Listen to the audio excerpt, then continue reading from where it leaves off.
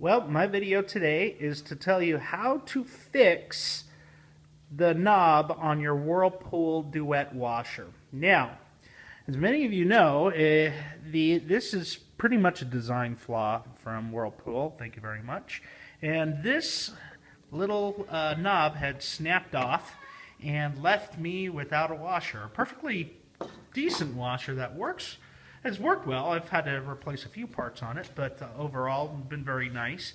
Unfortunately, it doesn't seem to work.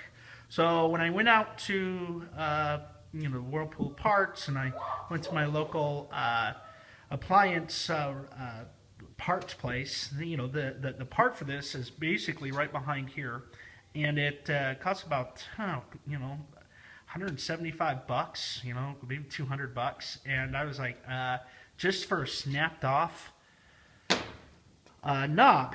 Anyway, there had to be a fix. So, ta-da!